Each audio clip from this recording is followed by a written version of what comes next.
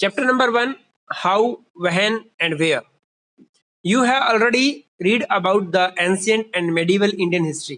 आपने 7th class में ancient और मेडिवल इंडियन हिस्ट्री के बारे में पढ़ा है. This book deals with modern period of India's history. 8th class में आप पढ़ रहे हैं मॉडर्न इंडिया के बारे में. मॉडर्न इंडिया का इरा जो है वो कहाँ से स्टार्ट होता है? जब अंग्रेज हमारे देश में आए थे. इट थ्रोज लाइट्स, ये प्रकाश डालता है ऑन द लाइफ, जीवन पे, ऑफ द पीपल, लोगों की, along with political and military events. कौन कौन से राजनीतिक घटनाएं हुई, कौन कौन से सैन्य घटनाएं हुई, वो सब इसके बारे में आप पढ़ेंगे.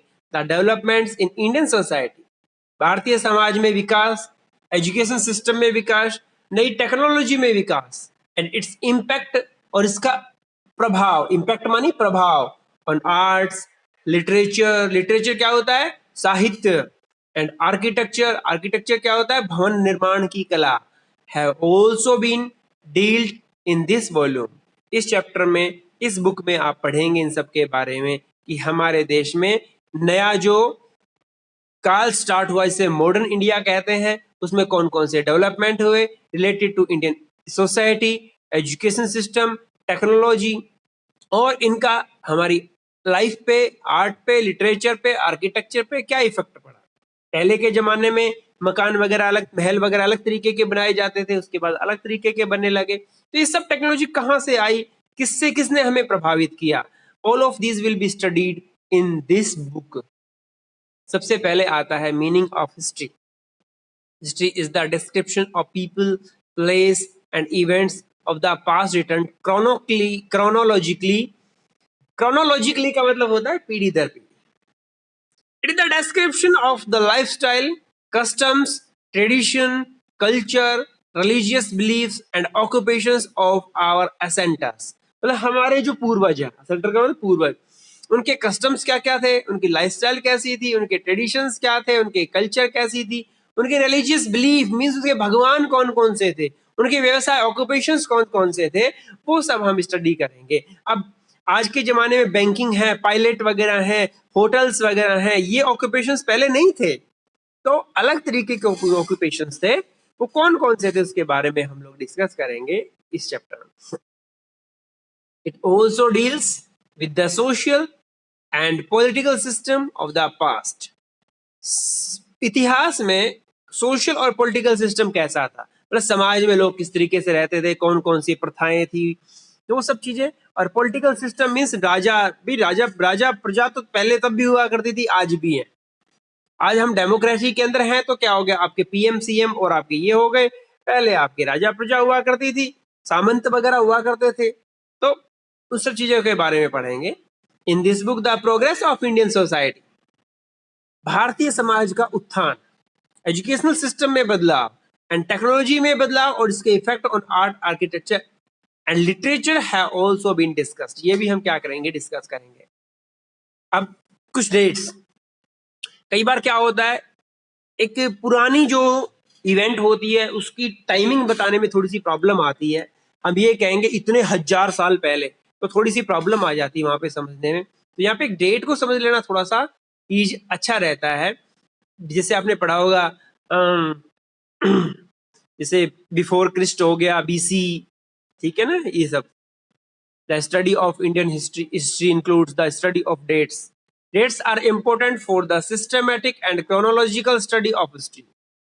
However, it is very difficult to tell the definite date of some important event. कोई भी important event कब हुई उसके बारे में पता लगाना बहुत डिफिकल्ट है. क्यों है? क्योंकि हम हिस्ट्री में तो जा नहीं सकते. वहां कुछ हमें इवेंट मिलते हैं, कुछ हमें एविडेंस मिलते हैं, उसके आधार पे हम लोग कुछ अनुमान लगा सकते हैं. For example, it is difficult to fix a date for events which took of some important place over a certain period of time. कौन सी घटना कब हुई तो उसकी ये फिक्स डेट हम नहीं लगा सकते. One such event was the occupation of India by British. और ऐसी एक इवेंट आती है कि भारत में ब्रिटिश कब आए. In such cases, we can mention a time period but can't fix a definite date. यहाँ पे हम फिक्स डेट नहीं कर सकते.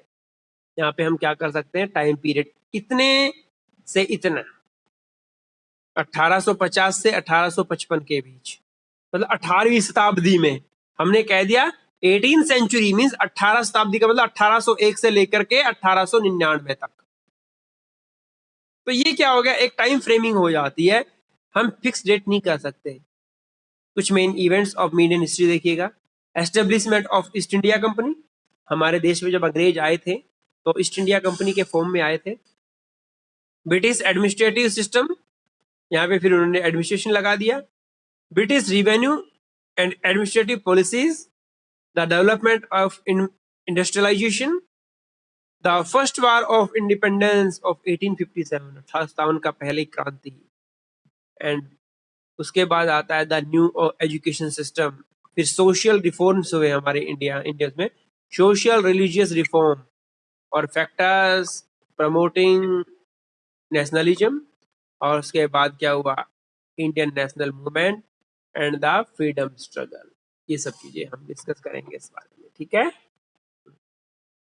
The modern period A time frame, आपने पढ़ा एंशिएंट पीरियड, 7th क्लास में आपने पढ़ा था एंशिएंट पीरियड, दूसरा आपने पढ़ा मेडिवल पीरियड, और अब हम पढ़ रहे हैं मॉडर्न पीरियड। हमारे इंडियन हिस्ट्री को 3 भागों में बांटा हुआ है। कौन कौन सा, medieval, ancient period, medieval period और मॉडर्न पीरियड। 6th क्लास में आपने पढ़ा था stone age, copper age, bronze age, ये आपने पढ़ी थी। तो अलग अलग जो हिस्टोरियंस होते हैं वो अलग अलग तरीके से अपना वो सेटअप करके रखते हैं।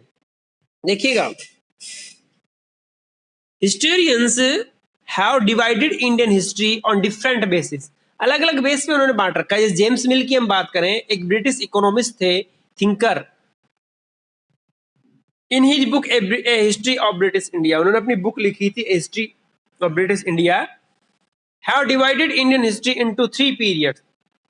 उसने भारतीय इतिहास को 3 हिस्सों में बांट दिया, हिंदू, मुस्लिम, ब्रिटिश। हिंदू, मुस्लिम और ब्रिटिश। कैसे, मुस्लिम जब हमारी कंट्री में आए उससे पहले क्या थे, हिंदू राजा थे, हिंदू थे, हम सब आर्य थे वहां पे, वो हमारा एंशिएंट काल हो गया, एंशिएंट पीरियड हो गया। फिर मेडिवल के अंदर मुस्लिम वगैरह आ गए, यहाँ पे टर्किस आ गए, अरेबियंस आ गए, उन्होंने क्या किया, आक्रमण किया, हमें गुलाम बना लिया, वो हो गए मुस्लिम पीरियड, मेडिवल हो गया। और ब्रिटिश जब इंडिया में आए वो था आपका modern period. There are other historians who have simplified this division by categorizing them Hindu, Muslim, and Christian periods. Some other scholars have divided it into 3 periods only: ancient, medieval, और modern. Ancient means जब हिंदू शासन काल हुआ करता था, हमारे खुद के राजा महाराजा हुआ करते थे, हमारी खुद की रियासतें हुआ करती थी, हमारी खुद की डिनेस्टी, चोल डिनेस्टी वो पढ़ी है आपने, गुर्जर प्रतिहार डिनेस्टी पढ़ी है आपने, ठीक है ना, आपकी क्या कहते हैं चंद्र मौर्यन डिनेस्टी पढ़ी है आपने, ठीक है ना। ये सारे सारे एंशिएंट पीरियड के अंदर आते हैं। उसके बाद में आपने अकबर, बाबर, बीरबल, ये सब, अकबर, बाबर, ये सब पढ़े हैं आपने, औरंगजेब वगैरह वगैरह, ये आपके मेडिवल पीरियड में आते हैं। और फिर आपने जो ये अंग्रेज यहाँ पे आ गए थे 1616 सेंचुरी में, वो मॉडर्न पीरियड में आ जाता है। All these divisions have their own merits as well as shortcomings. इनके सब की अलग अलग क्या होते हैं, महत्व है इनके। The word modern means the period of history in which we are living. Modern का मतलब है वो हिस्ट्री, वो टाइम फ्रेमिंग जिसमें हम रह रहे हैं। However, this word has been used by Indian historians to describe the style of administration, art, architecture that has been developed during the first half of 18th century and in the 19th century and 20th century. हमारे देश में, हमारे देश के जो वैज्ञानिक हैं, हमारे देश के हिस्टोरियंस हैं, उन्होंने मॉडर्न का मतलब क्या दिया है कि 18वीं शताब्दी में, 19वीं शताब्दी में और 20वीं शताब्दी में जो हमने एडमिनिस्ट्रेटिव डेवलपमेंट किए हैं, आर्ट एंड आर्किटेक्चर डेवलपमेंट किए हैं, उसको डिस्क्राइब करने के लिए मॉडर्न किया है। अब कौन सा चल रहा है, 2020 चल रहा है, तो मीन से 20वीं शताब्दी चल रही है, 20th सेंचुरी चल रही है। Thus, the modern history of India covers mainly the following events of the development. क्या क्या मॉडर्न इंडिया के अंदर क्या क्या आता है, देखो, हमारे देश में जब पहली बार ईस्ट इंडिया कंपनी आई थी, establishment and the rise of East India company. दूसरा है ब्रिटिश एडमिनिस्ट्रेटिव सिस्टम। फिर उन्होंने, अंग्रेजों ने क्या किया, यहाँ पे अपना शासन कर दिया। फिर उसके बाद उन्होंने पॉलिसीज चेंज करी, यहाँ के रूल्स बदल दिए, मीन्स दिया इकोनॉमिक एंड रेवेन्यू पॉलिसीज बदली। फिर यहाँ पे इंडस्ट्रियल सेटअप किया उन्होंने, तो वो था डेवलपमेंट ऑफ इंडस्ट्रियलाइजेशन। और फिर उसके बाद में जब उन्होंने हमें सप्रेश करने की कोशिश की, हमें दबाने की कोशिश की, तो हमने आक्रमण किया, हमने विरोध किया, और 1857 की पहली क्रांति, ठीक है, फर्स्ट फ्रीडम स्ट्रगल ऑफ 1857। और उसके बाद आता है, फिर जब ये हम फेल हो गए थे इसके अंदर, तो हमारा फिर नया एजुकेशन सिस्टम आया।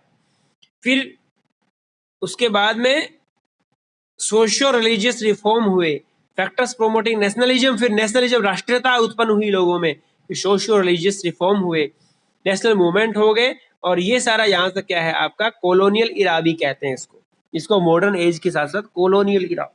कॉलोनी का मतलब जानते हो क्या होता है? कॉलोनी, देखो आपने अभी तक पढ़ा होगा कॉलोनी के बारे में, कॉलोनी का मतलब समझ गए यार वहां पे बहुत सारे लोग रहते हैं इसलिए वो कॉलोनी है। एग्जैक्टली कॉलोनी का वर्ड यही होता है, लेकिन इस सेम ऐसा ही हुआ। एक कॉलोनी के अंदर क्या होता है, अलग अलग देश, अलग अलग जगह के लोग एक साथ रहते हैं। एक गांव के जो लोग होते हैं उसको सब सोसाइटी कहते हैं, कॉलोनी नहीं कहते, क्योंकि वहां पे एक ही जगह के मोटिव, एक ही जगह के लोग रहते हैं, नेटिव लोग रहते हैं। लेकिन कॉलोनी में क्या होता है कि बाहर से आने वाले लोग बसते हैं, एक समाज, नया समाज बनाते हैं, उसे कॉलोनी कहते हैं। सेम ऐसा था, एक कॉलोनी वर्ड यूज किया गया अलग अलग कंट्री के लिए। अंग्रेजों ने क्या किया था, ब्रिटिश लोगों ने अलग अलग कंट्री को अपने कंट्रोल में किया, उनको अपना दास बनाया और उनको कहा कॉलोनीज। ये उनकी कॉलोनी थी, इसकी अंग्रेजों की कॉलोनी थी वो, और इसे कहा कॉलोनियल कॉलोनियम कॉलोनियलिज्म कहा इसको, ठीक है। इसके बारे में हम लोग कल डिस्कस करेंगे खूब अच्छे से। ये जो आपका मॉडर्न पीरियड है, इसको हमारे इंडियन जो हिस्टोरियंस उन्होंने कॉलोनियल इरा मानी क्या होता है, इरा मानी होता है आपका युग। कॉलोनियल इरा भी कहा कि हमारा देश गुलाम बना, हमारा देश कॉलोनी बना ब्रिटिश की, और उसको फुलफिल करने के लिए, ब्रिटिश की नीड्स को फुलफिल करने के लिए हमने काम किया। 16th सेंचुरी से लेकर के 19th सेंचुरी तक, तीन दशकों तक हमने उनके लिए काम किया था। इसके बारे में हम कल डिस्कस करेंगे।